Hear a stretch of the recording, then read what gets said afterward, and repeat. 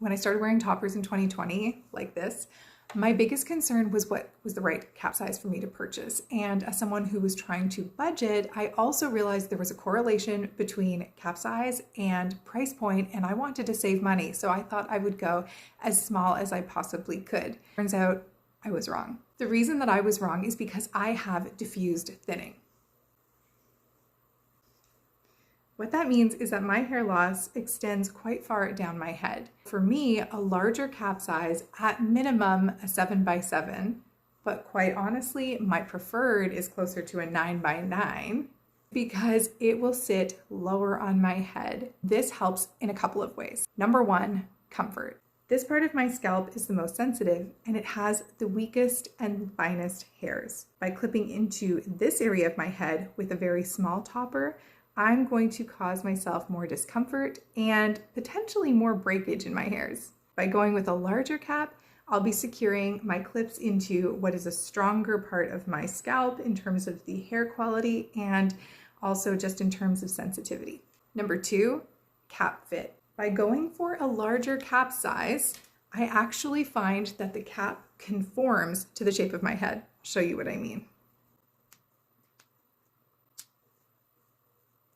You can see here that this cap has a nice and flat finish on my head. The reason for that is because of the thin cap construction, but also the cap size.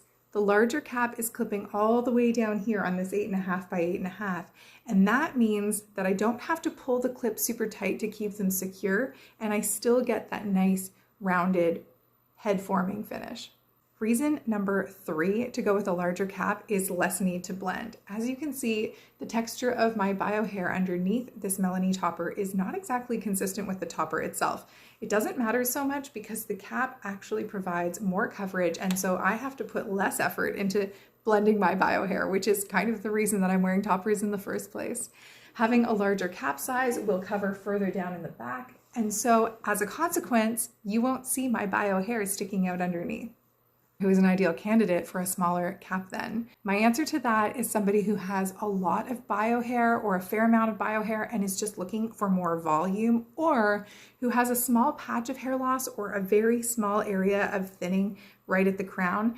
That's not going to really affect you if you go for a smaller cap size. You will have to get your stylist to blend your bio hair with that topper by doing a mimic of the hair color, but it will just give you the added lift and volume and perhaps coverage that you need. But if you have a more diffuse thinning like I do, stick with the larger cap. You will be so glad that you did.